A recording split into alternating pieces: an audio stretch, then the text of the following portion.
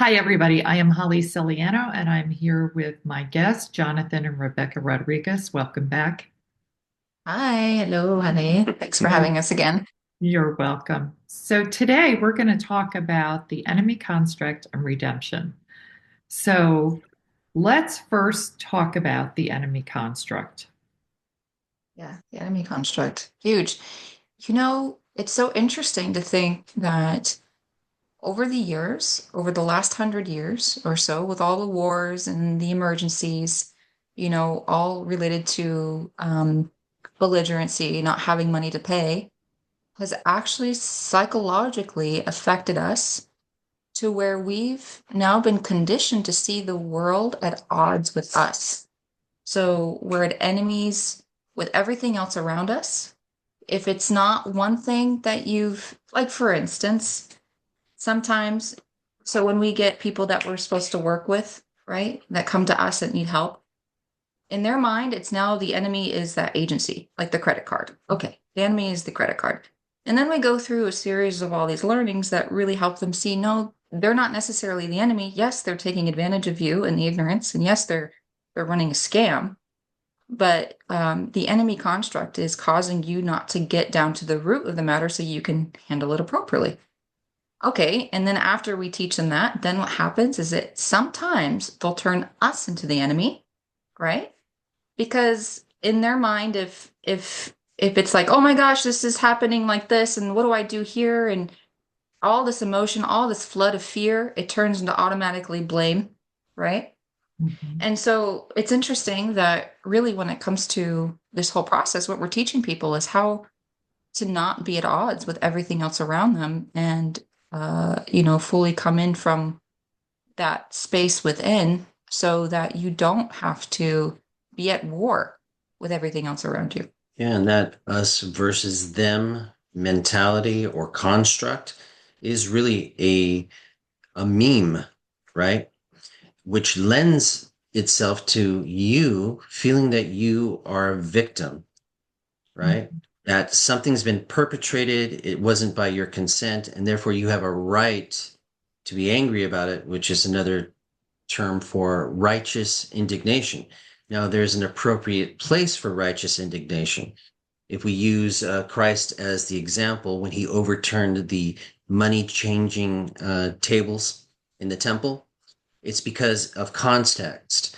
What are you doing here in my father's house, profiting from the um, problems of the people, right? And so he had righteous indignation, and it was acted out on behalf of others and not himself.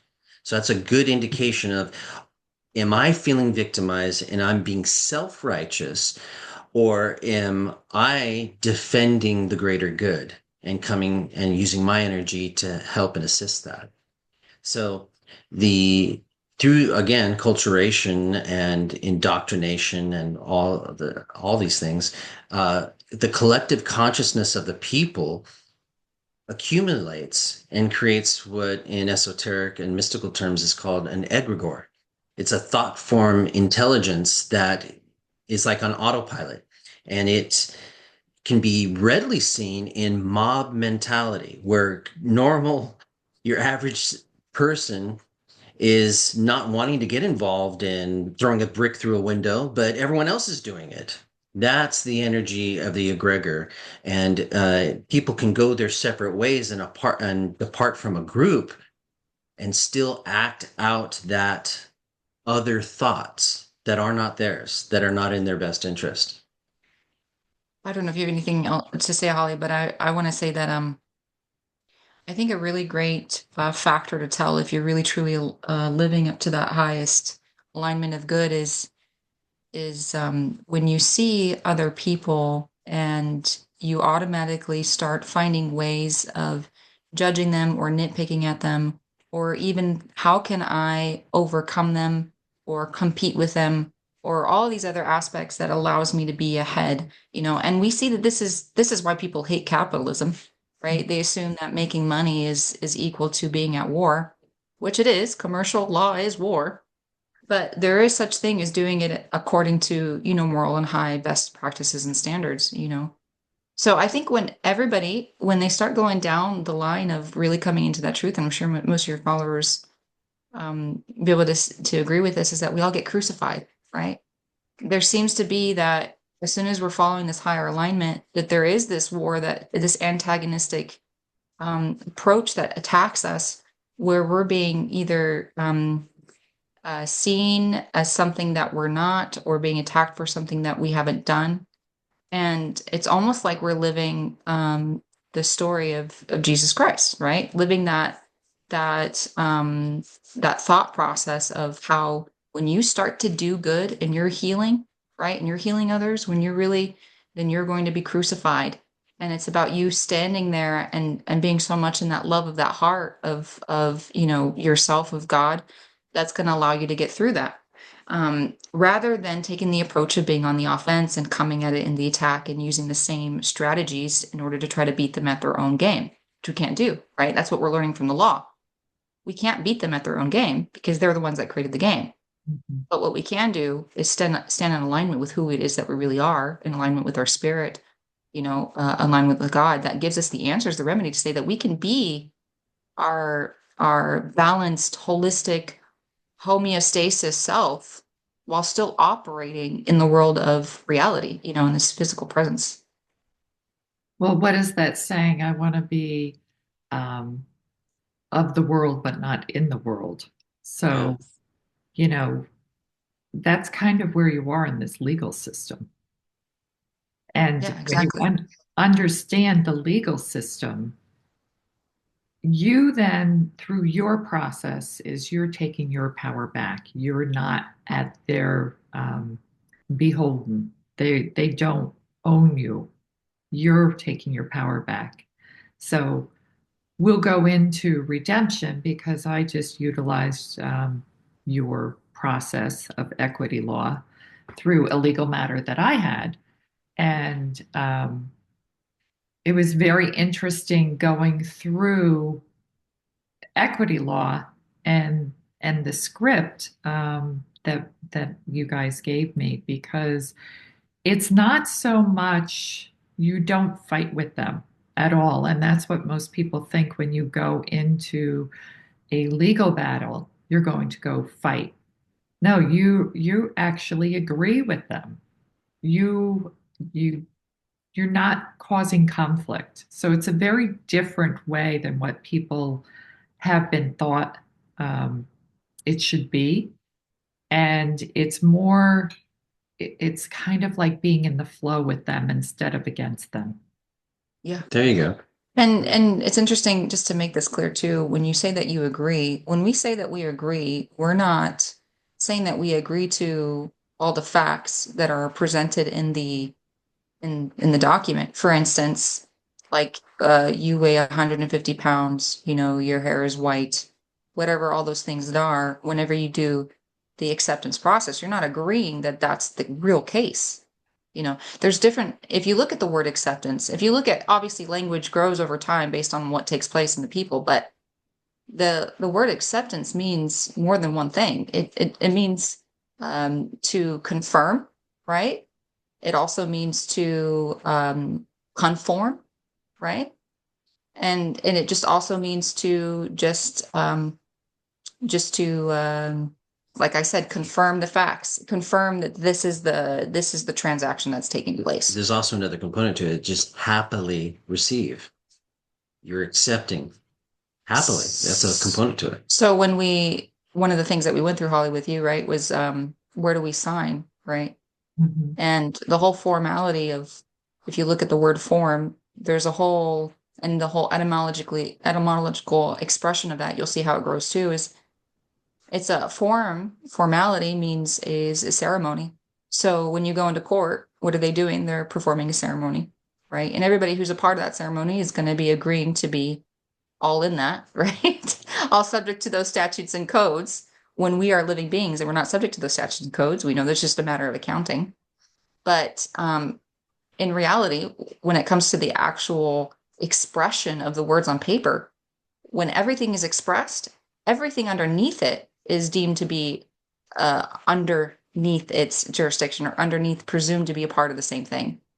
So when we tell people accept, we're not telling you to sign on the dotted line. That's not what we mean, right? It's a confirmation.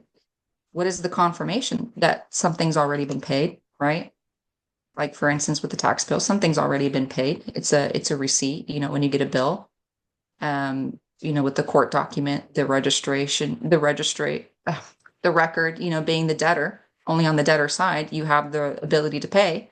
But of course, we know that in the emergency, they don't accept lawful forms of currency. So we can't really pay, right?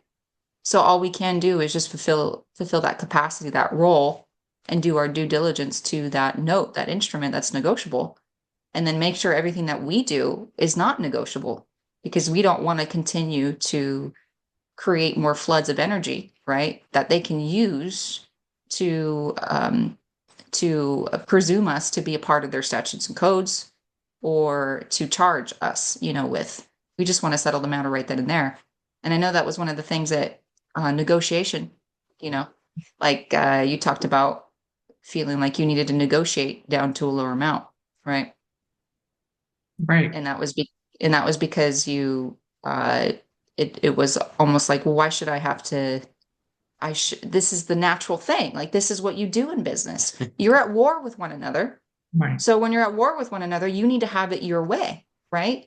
You need to make sure that your way is the one that's set up.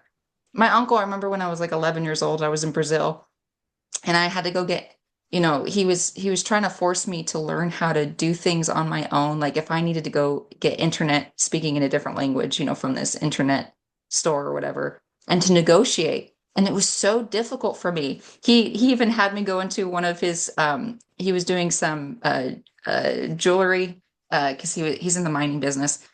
So he told me before we went in, he says, when he shows you some really cool gemstones, do not show any form of emotion.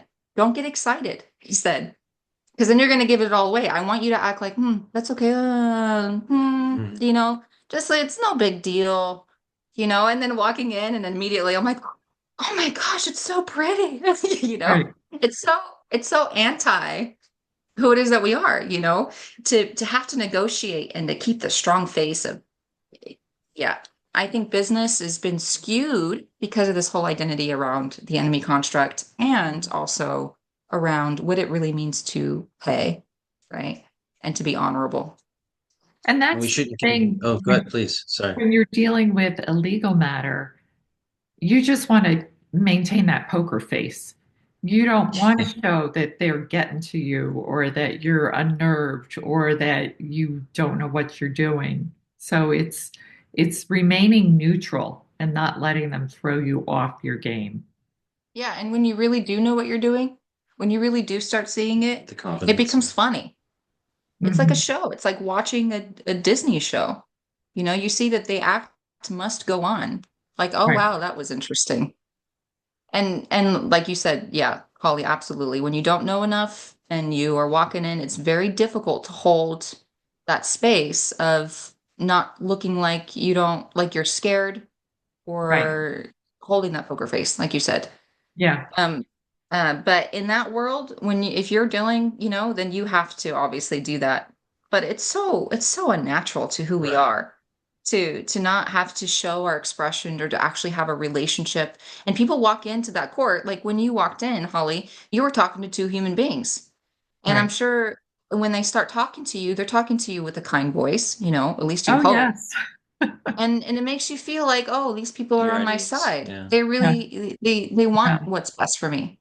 That's what Yeah. we walk into with the lawyers. The lawyers want, and then 9 months into the thing, they're like, oh, sorry, can't work out that way, but we really tried.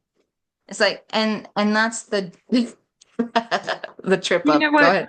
It's interesting. I've been watching a lot of court shows on Oh, TV. And it's not so much that they're wanting to win a case for you, it's really who can better outperform the other. Like what lawyer, whether they're absolutely wrong with the facts, it's how they maneuver and manipulate the facts in their favor and they do backdoor deals, and it's all just a game for them. It's It's all never, war. it is. It's like the whole legal system is so corrupt. It's ridiculous. It All these was it tactics. was well conceptualized in the series called Suits, Yes, where it's like yes, here's the facts, truth, evidence, and proof, and then here's what really happens at the end of the day because it's all commercial transaction. correct, So if it's a better deal over here, then justice is not served, correct. right? The no one gets equity, which is justice absolute, because equity seeks to do what ought being a moral imperative, meaning a higher source is dictating what should take place based on what has transpired, right? And yet, in the legal realm, which is all form, whereas divine law is substance, what's taking place is they're constantly changing the form, morphing it, because they have the Mhm. right to do that because it's It's their art. game, it's their art. And they'll make up stories, right? Things that are not really true. Anybody Yeah. could make a claim and say their neighbor did this, and unfortunately that neighbor would be held up in court for as long as it would take between those lawyers that decided to get involved. And then there's no saying that that neighbor who didn't do anything would have not been in trouble. I think we're even actually seeing this right now, like in Hollywood, what's going on. I've heard about these pretentious sayings against one celebrity onto another, and how it's really coming out now that this one celebrity who's using these tactics of what we're learning now about women being the stronger one, putting down the man and trying to put them into their place. It's all coming out now. It's all stringing out, showing that this is just all ego driven. It's all it's not really heart based. It's not really who it is that we truly want to be. And I'm starting to see all these structures like starting to fall apart because they're really putting it in our face. If they didn't bring out the woke stuff, if they didn't bring out the whole feminism thing, I don't think people would have woken up to really see just what people were actually thinking. Right. Because I know for me, I had to work through a lot of feminist stuff. I would if it wasn't for what's his name? What's his face? The guy, the angry guy. You're talking about Mark Passio. Yeah, Mark Yeah, Passio. Mark Passio. I wouldn't have been able to reconcile the parts of myself that were looking to be reconciled, dealing with this reality and how we're supposed to be at war with everything and odds and being independent, and this is how you do business. And then there's this other aspect, I'll just bring this up, Just one. where um like for instance, people ask, why do we capitalize on this information? And like, why is your course? Why when I only pay $100 a year for this other thing, this other form of information, why is yours $1,800? Why are you capitalizing on this? Is like you show yourself to be authentic or that you're spiritual, but then you do this, right? And people get it mixed up. It's like, wait, I'm not living in a communist society. Just because I don't agree that we shouldn't be at war or be at false pretense with each other doesn't mean that I agree that my time should be for free, right? There's all this. It's like, do you work for free? And then this goes back to the enemy construct. No, What can I put in the place to make me not satisfied so that I cannot have remedy? What is it? What's it going to be this time? What excuse? Rather than just honoring what comes forward and then utilizing it to what it is that you want, part of your own creation, what your benefit, what you want in your own benefit. the enemy construct is designed to divide and conquer. It's that simple. Grandpa against grandson, men against women, race against another race. All of it is made up.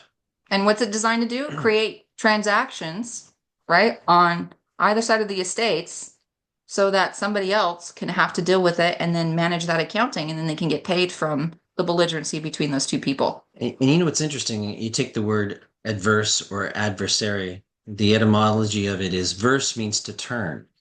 So adversary is to turn towards the other person or other thing.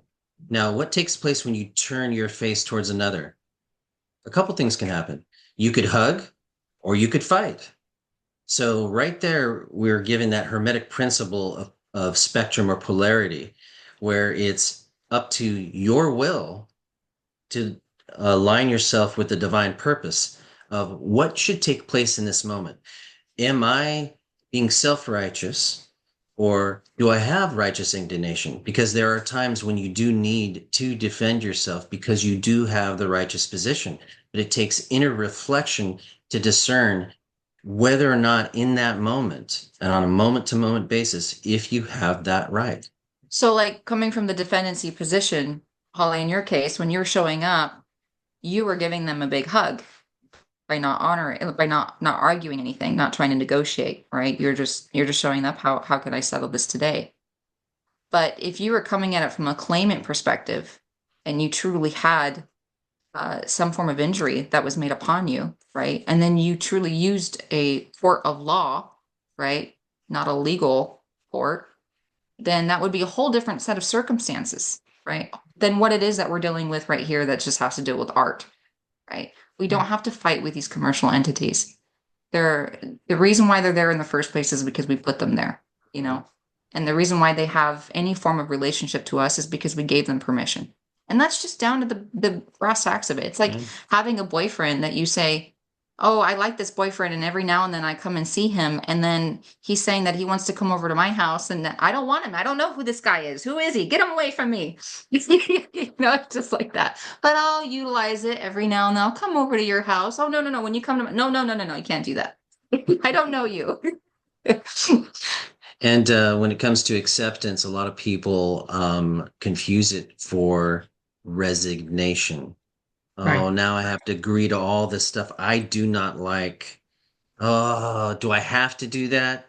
And it's like you're missing the whole point of acceptance. You happily accept because that is the righteous position to do, to be quick about settling matters with your adversary. When it has to do with the ledger. Yeah. Absolutely. And obviously, there's different ways that you can show up in court where you can actually prove that you're not in that jurisdiction, right? And we have friends, colleagues that know how to do this, but it's very difficult because Yeah. It's all about the individual person. anybody can see where all the fault lines are at, right? In terms of how the system's made up to where it makes it fraudulent. But how you show up is going to be where it is that you're at in your own spiritual indignation, right? So our colleague, for instance, who knows how to done this and has shut down many cases with the use of just jurisdiction, he in himself is happy. Very happy. Jolly guy. Yeah, he's very calm, very balanced. And when he's in court, he's not arguing. He's just having a conversation. And he's just asking specific questions. That's it. Getting people to think. He reasons with them in a very loving manner. And that reason isn't that he expects them to follow through. It's just no, you stop them in their tracks before they can continue on. And that's the same thing with the acceptance. If you do it quicker rather than later, it's going to go away faster than it won't, right? Well, I firmly believe everybody should be taught this equity law in school so that everybody Absolutely. knows how to handle any matter that comes up that's quote unquote a legal matter. It could be resolved so quickly, and you'll know your standing. You'll know what to say. You'll have the ammunition, so to speak, so you're not taken off guard. Yeah, And if you're opening up a everybody, can of worms there. well, Because, yeah, the whole school system, right? You're absolutely right. We should be teaching our children their birthright, correct. authentic law, and equity. However, because of where we are, we're always tested as to fitness. This construct of reality is designed to be overcome and to be transcended, right? So we have a public school system that isn't interested in teaching anything authentically, right? Well, But hopefully you're that's absolutely all going right. to change. Yeah. I think it is changing, Holly. Yeah, I do. I Absolutely. Yeah. see the movement. With what's going on even in this law movement, what we're seeing with the police officers, just how they're changing their attitudes. This is because the people themselves are waking up. And Yes. so I do see all this negativity that's happened to us in the last 5 years, all this trauma, all this has actually been a really great blessing because it has pushed us to the other side to where we can now actually, with awareness, make good decisions for ourselves and people and not just be out of egoic need to be better than somebody else or to have a high rise, whatever it is, we're thinking less of me and less and now more of we, because we see that the whole system was set up anyways to make us at war with each other, to divide. Right. I wanted to address where you talked about your price for your course. I have somebody that is taking your course, and she's blown away by it. She said it's the Oh, most good. powerful course she's ever taken, and she's just jaw dropped every week with the information being given, which has never been taught. So people don't realize when you spend years gathering this information, and I'm sure you spent a lot of money to learn it yourselves. It's become what you do. So you have to earn a living to live on this planet. People think somebody that has learned this information, or even somebody that's uh, a spiritual teacher, nobody should have to pay for it. Like it should Right. just be given because it's it's something that I should just have for free. Why should you charge? Well, everybody else charges for everything. Like you wouldn't go to a lawyer and say, represent me for free.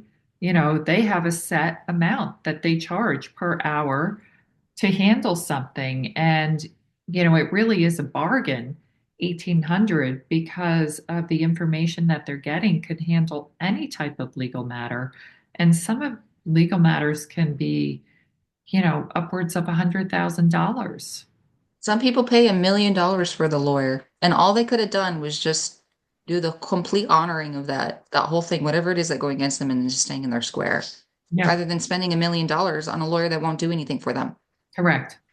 Yeah, you're right. You're right, Holly. And it's interesting too because it's like, oh, well, you see, this information isn't just with us. I mean, it's everywhere. It's in the law libraries. You go, if you know how to read, if you know how to just continue to be patient and stick with it, you can figure it all. You can see how this stuff works without having to take any course. You know, you can read the definitions on your own. You can go study that stuff. So really what people are asking for is ease of access.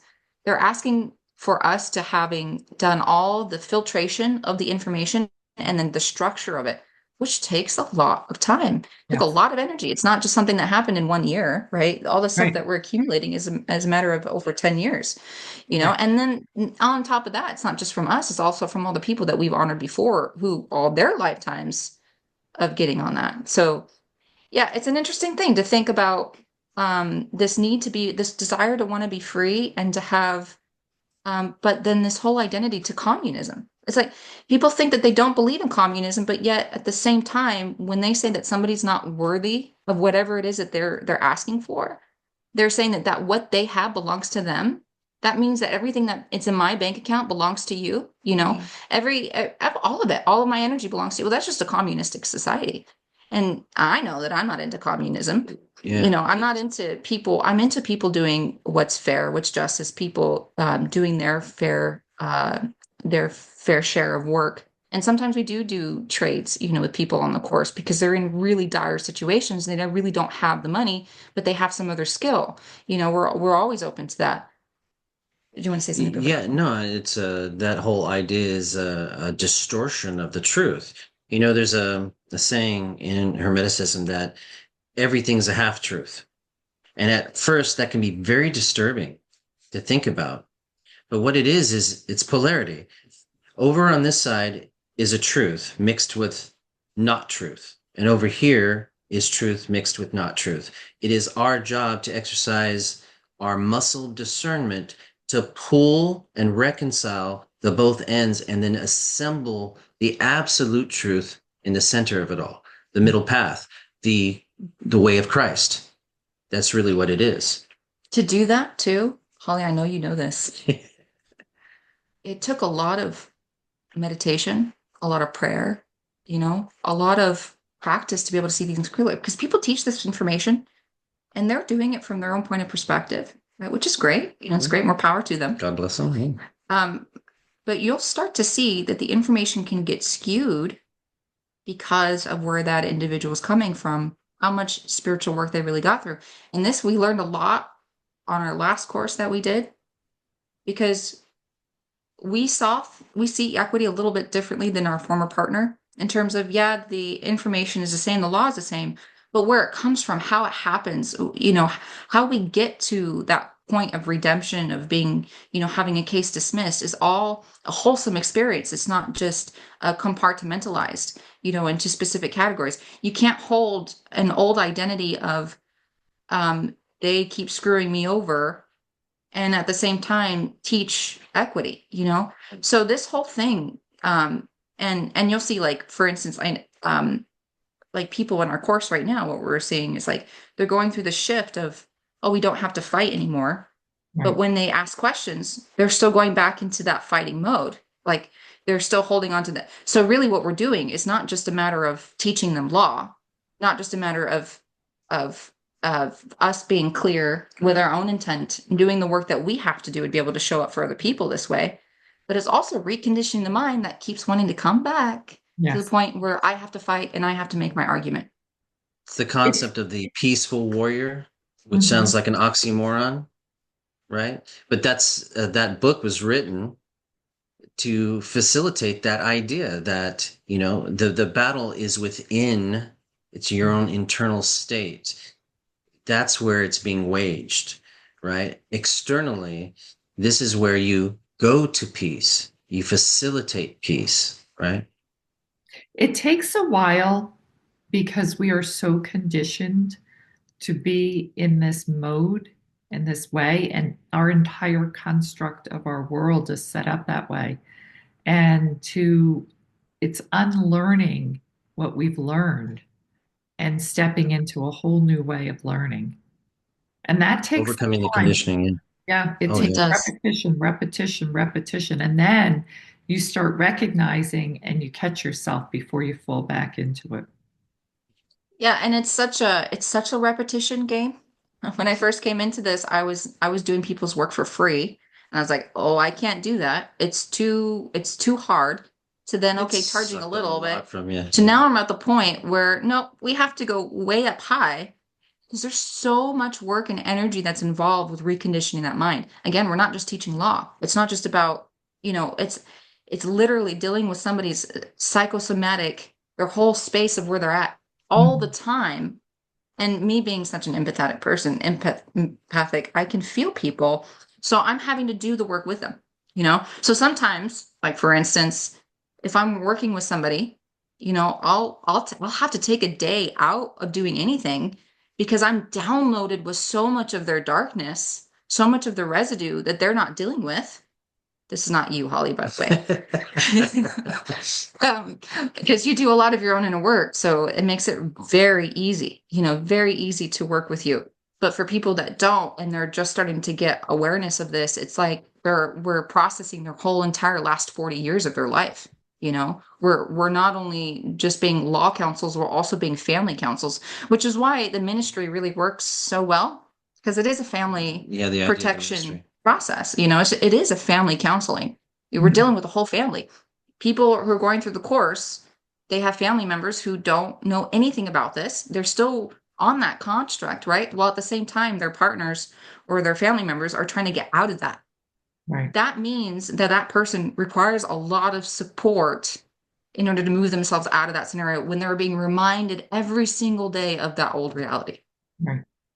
Yeah, it's a big task. It's not for us, not just for us, but also for people who take the course and they themselves have success. I know they themselves, they go through the process where they start helping other people, and then they start to see, okay, I'm starting to be attacked because of this and that and that. Now I have to bring up more tools, being more present. There's no room for error. There's not very much room for error when dealing with people and their emotional thing, because they might want to take their own lives if something is wrong, and Yeah, we've been we uh talked about that. yeah, we talked about it earlier. The notion of that some may be recalling is when Christ said, "You received free, now give free," right? And so within context, that's absolutely true. If I have been gifted something by somebody else, and then I turn around and try to make a profit on it, that may not necessarily be the best approach. It was meant to be given free, so therefore the intent behind that is to then distribute it freely. However, when a lot of resources go into uncovering the truth and taking other courses and reading and all those hours, there's uh, something that's referred to as the professional, the expert opinion that comes from all that experience and Mhm. experiential learning and assemblage of all of that. So, And it's not just us that are getting paid from this course. There's other people who make the course happen. That has to do with the technological, all these other aspects that, that just, what it's like to make a production. It's not just us that we have to think about. It's all these other people that are on the team who are also making this happen, this reality happen. So even though it seems like we're making a lot of money, we're really not making a lot of money. But what it is that we're able to set something up that can sustain itself and be perpetual for people to continue to learn for as long as they need, and without having to so heavily rely on our energy all the time. yeah. And that's our balance that we've been going through. And Rebecca and I have other interests. We don't want to necessarily be doing this for the rest. I'm not doing paperwork for the rest of my life. No. There's other creative endeavors that we want to pursue. Yeah, Yeah. other interests. Well, I think we're up to the time where we should wrap this up. So, do you have any final words for everybody? I know that we said that we're going to talk about redemption. So I'll just say this. When people really stop doing the enemy construct and they really start taking full control of Ownership. their Yeah. own thoughts, their own feelings, their emotions, really start to reflect where it comes from, that's when they start being redeemed. That's exactly. And that's what's so cool about this process. It totally reflects that. And not to, well, let's see. I'll just say this: salvation. There's multiple layers to salvation. And the message that continuously comes from God is that I have given you everything you need to save yourself. So get busy doing it. Redeem yourself. Mhm. And the Gnostics had a great angle on it. They viewed salvation as simply a state of joy. So if you find yourself in multiple states of joy, you've just saved yourself. And that's how Holly, when you start getting your bills and you start feeling joy. Mm-hmm. Oh, thank you. You just gave me the money to pay. Oh, thank you. That's how you know you've reached your salvation. Love Yeah, that. And the whole game's over for you. flip it 180 degrees. Instead of a letter coming to you with bold writing and red letters and being scared of it, just light up, smile And and that's how say, you know you've done it. another opportunity to redeem myself and help my fellow man, because you are taking a righteous position by discharging things. Awesome. Well, thank you guys. It's always a pleasure doing these with you and learning. And anybody that has any questions on how to find you, go to whiterabbitacademy.com. Actually, And whiterabbit.academy. I know okay, when we grabbed this domain name, it made things a little out of the norm, if you will. And we're all used to the .com, but so say Academy. that dot again academy for is the a audience. We're whiterabbit.academy. Yeah. whiterabbit.academy. Okay, so that's where you can find them. Any questions, they are there to help you. And that is your website where you have all your information on it. Yes, Ooh. and we'll be having a free consultation portion on there too, so that Okay, anybody can sign up and they'll be have an appointment to have a free consultation. And awesome. it's very personalized as well too. So we Okay, ask some so that we can definitely streamline the effect of how we can make sure that we get them the best help that they need. Coming soon. awesome. You'll see that on the website in a couple weeks. Yeah. Okay, all right, great. Thank you guys. Thank you. Thank you, Holly. Have a great day. You too.